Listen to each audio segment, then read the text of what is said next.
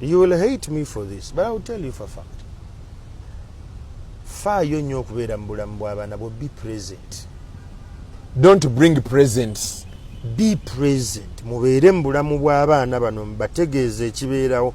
Leero ewaka navuddeyo kipayopayo olw'emikolo gye mbadde nninaawo, naye mbadde wakati mukolo ne ŋŋamba Linda nti bw'ofuna akadde nkubire essimu njagala kwogera n'abaana abo. Naŋŋamba kaale ssebo era n'abampa. Ne mbagamba awaka nvuddewo nga budde bukyali mbadde mukyebase mwasuze mutya.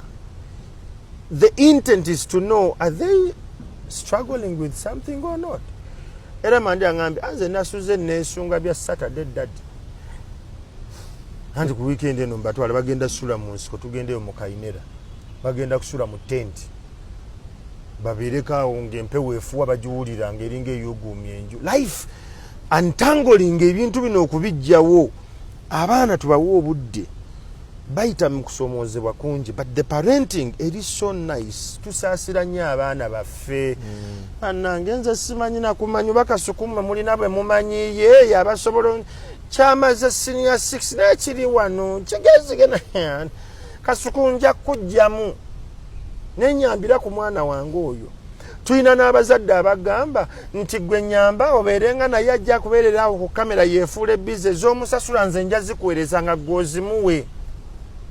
Gye bali nga babikola nga kyagezaako okulaga omwana nti kola bakusasulenga naye ng'ate omuzadde yasasula indirect. It seems to be a logical and rational approach, but until we start to have honest and comfortable conversations n'abaana baffe nti ensi eno tegenda kwanguyira,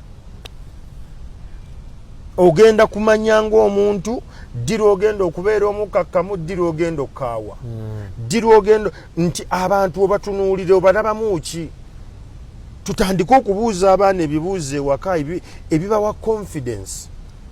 Omubuuze tugenda kukyayira Uncle Kasuku okirowoozaako ki? Well, I think it's fine. Why do you think it's fine? Because I like him. Just that. Musime otegeere emirandira gye ku bintu bino bivaawa. That is the power. Eyo connection bw'ogiruuzinga oba oluuzinze omwana. Kati awo wakati wa 12 to 15 babeera n'ebikoosi. Puberty ezze eddoboozi litandise okyuka, waba muwala nga atandise okwekoona akagere. There is a lot that goes on there, but that's where the coaching and the training blend. Nze ndi musajja muganda, omwana ow'obuwala kasita atandika okwekoona akagere mbeera mukaawo. Kyo bakintendeka bankuza nti bw'okulanga n'obeera n'omwana obwana n'atuuka mu myaka bwe giti, bwe bagamba nti yatandise obeera mukaawo.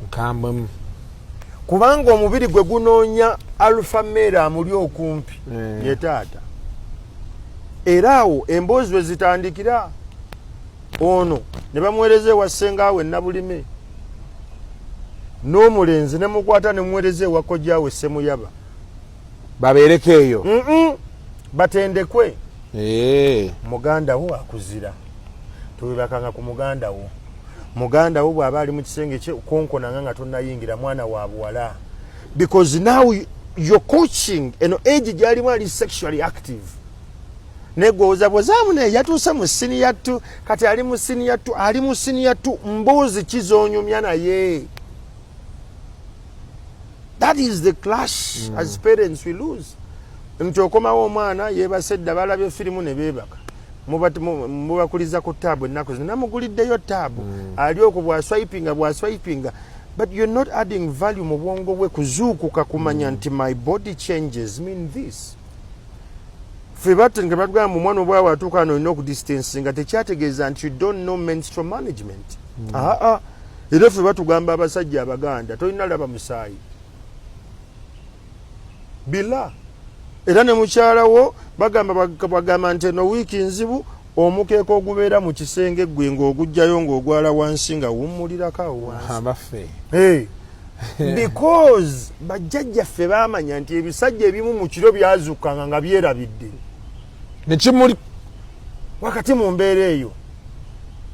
Kati okukyewala obeera n'omukeeka gwo n'ogwe na wiiki ngenda kweyawula ngenda kusula wansi kubanga hormones olumu zimu ebbugu mulingi naye olumu kwegamba tabitegeera that week is intense management yakyo ne bagikutendeka gwe ng'omwami but the same you look at your daughter nti bw'atuuka mu mbeera eyo ojja mulaba ajja kubeera ne attitude bw'abeera mwana abwala ajja kutandika okubeera ng'asirikasirika yeeyawula ku bantu ayagala kutuula yeka omubuuza kino problem ayogeza attitude